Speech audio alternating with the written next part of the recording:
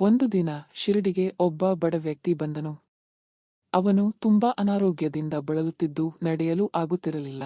ಗ್ರಾಮದಲ್ಲಿನ ಜನರು ಅವನಿಗೆ ಹೇಳಿದರು, ಸಾಯಿ ಬಾಬಾರನ್ನು ಭೇಟಿಯಾಗು, ಅವರು ನಿನ್ನನ್ನು ಕಾಪಾಡುತ್ತಾರೆ.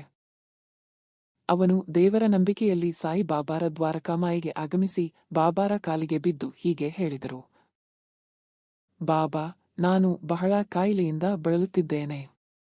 ಯಾವ ಔಷಧವೂ ಫಲಿಸುತ್ತಿಲ್ಲ. ದಯಮಾಡಿ ನನ್ನನ್ನು ರಕ್ಷಿಸಿ.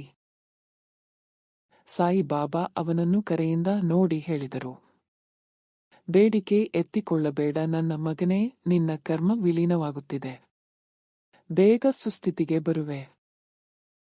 ಬಾಬಾ ಅವರು ಸ್ವಲ್ಪ ಊದಿಗೆ ಪವಿತ್ರ ಬೂದಿ ಕೊಟ್ಟು ಹೇಳಿದರು, ಇದನ್ನು ನೀರಿನಲ್ಲಿ ಬೆರೆಸಿ ಪ್ರತಿದಿನ ಕುಡಿಯು. ನಿನ್ನಲ್ಲಿ ನಂಬಿಕೆ ಇರಲಿ. ಆ ವ್ಯಕ್ತಿ ದಿನವೂ ಉದಿಯನ್ನು ಕುಡಿಯುತ್ತಿದ್ದ. ಕೆಲವೇ ದಿನಗಳಲ್ಲಿ ಅವನ ಆರೋಗ್ಯ ಸುಧಾರಿಸಿತು. ವಾರದೊಳಗೆ ಅವನು ಮತ್ತೆ ಶಿರಡಿಗೆ ಬಂದು ಸಂತೋಷದಿಂದ ಬಾಬಾರ ಕಾಲಿಗೆ ಬಿದ್ದನು. ಬಾಬಾ, ನೀವು ನನ್ನನ್ನು ರಕ್ಷಿಸಿದ್ದೀರಿ. ಧನ್ಯವಾದಗಳು. ಸಾಯಿ ಬಾಬಾ ಸ್ಮಿತಹಾಸ್ಯ ಮಾಡಿ ಮಾತ್ರ ಇಂತಹ ಮಾತು ಹೇಳಿದರು. ಶ್ರದ್ಧೆ ಮತ್ತು ಸಬೂರಿ, ನಂಬಿಕೆ ಮತ್ತು ಸಹನೆ ಇಟ್ಟುಕೊಂಡರೆ ನಾನು ಯಾವತ್ತೂ ನಿನ್ನ ಜೊತೆ ಇದ್ದೀನಿ.